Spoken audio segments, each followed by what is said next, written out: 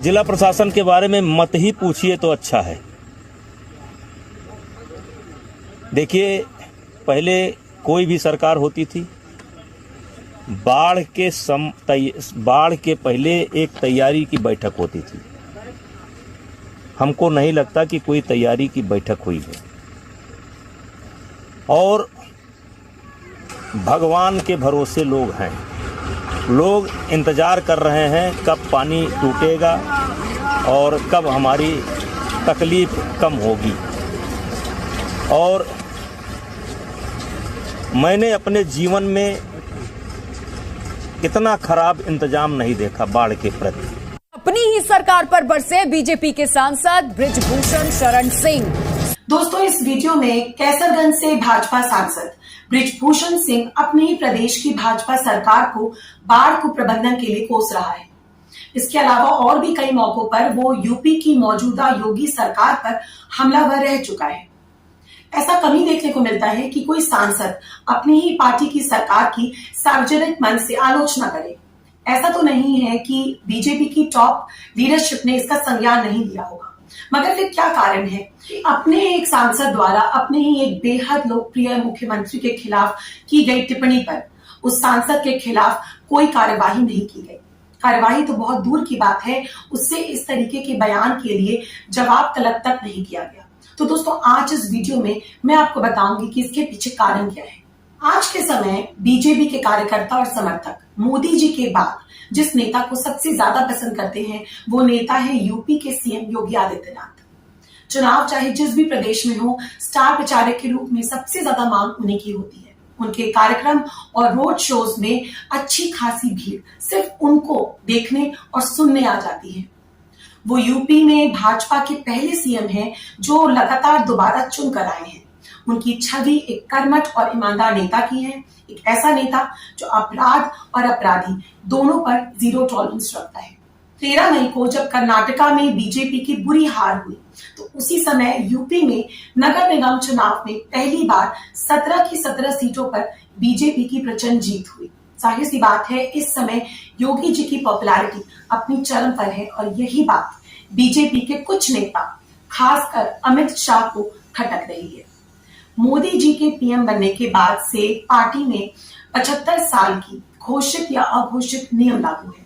यानी जो भी व्यक्ति 75 साल का हो जाता है तो उसे सक्रिय राजनीति से किनारे कर दिया जाता है। आज मोदी जी की उम्र 72 साल की है और अगले साल होने वाले चुनाव में अगर वो एक बार फिर पीएम बन भी जाते हैं तो वो उनका आखिरी कार्यकाल होगा। उसके बाद 2029 में होने वाले चुनाव में बीजेपी की तरफ से एक नया चेहरा पेश होगा।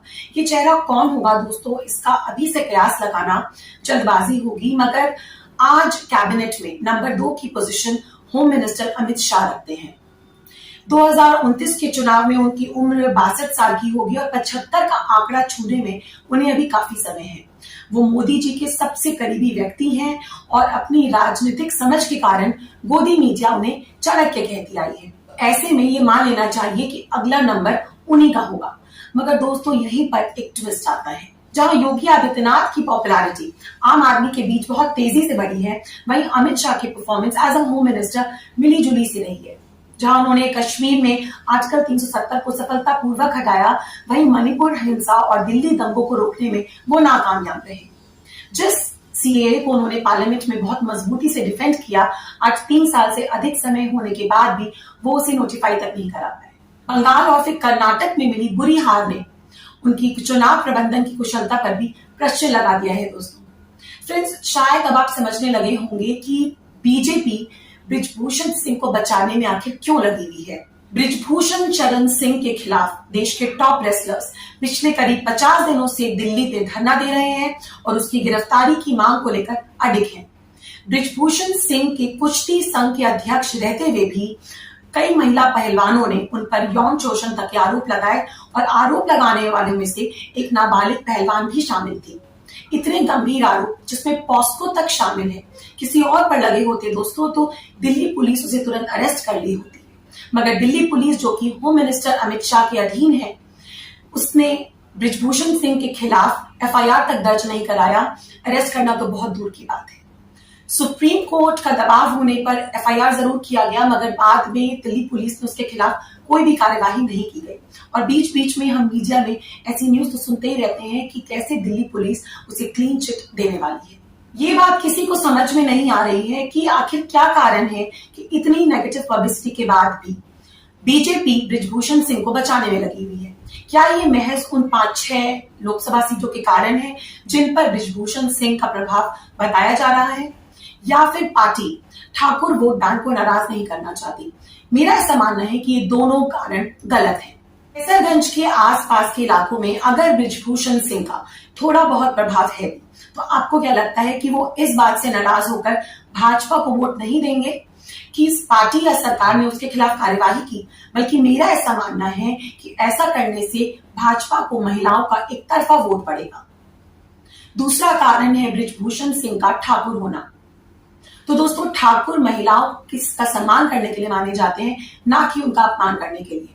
और दूसरी बात ये कि योगी आदित्यनाथ जो कि खुद एक ठाकुर हैं, उनका ठाकुर मतदाताओं पर बृजभूषण सिंह से कहीं अधिक प्रभाव है। तो फिर असली कारण है क्या?